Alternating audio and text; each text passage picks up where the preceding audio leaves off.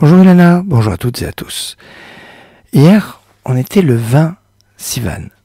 20 Sivan, c'est une date un peu particulière. Certains le considèrent comme un jour de jeûne. À une époque, il était respecté comme un jour de jeûne décrété par Rabbeinu Tam, Rabbi Yaakov Rabbeinu Tam, à la suite de l'accusation de meurtre rituel qu'il y a eu à Blois. On l'appelle Gzerat Bloach. C'était en 1171 où 31 juifs ont été brûlés vifs, à la suite de cette accusation à tort bien évidemment, qui avait beaucoup marqué et choqué Rabbeinu Tam, qui avait donc décrété un jour de jeûne pour le 20 Sivan. Ça a été réactivé par le Va'ad Arba Artsot, le conseil des quatre communautés. C'était la Grande Pologne, la Petite Pologne, la Ruthénie, la Wallonie, qui avait donc réactivé ce jeûne du 20 Sivan à la suite de ce qui s'est passé dans la ville de Nemerov en Ukraine en 1648, qui a été dévastée par les révoltes des Cosaques dirigées par Bogdan Khmelnytsky.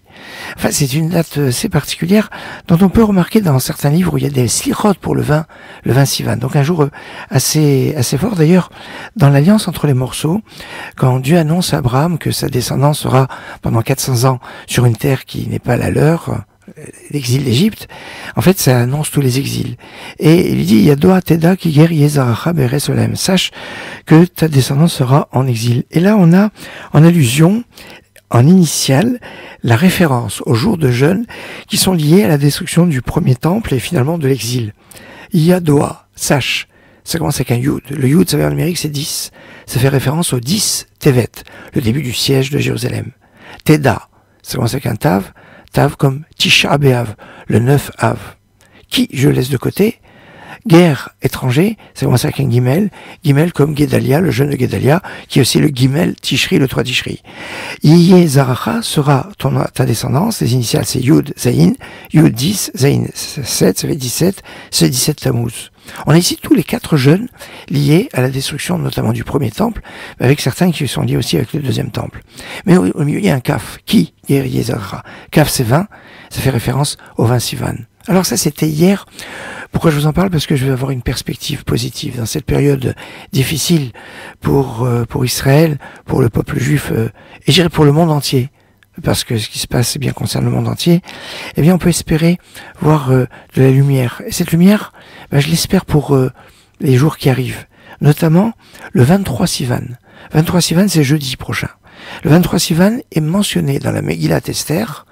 La Megillat Esther qui raconte l'histoire du roi Suérus, roi de Perse et de Mède. Tiens, Parasumadaï, avec l'histoire d'Esther. Et la date du 23 Sivan est marquée en toutes lettres comme le jour où ont été envoyées les deuxièmes lettres qui permettaient de contrer le décret d'extermination qu'avait lancé Haman. Autrement dit, c'est un jour qui a de la lumière de Purim.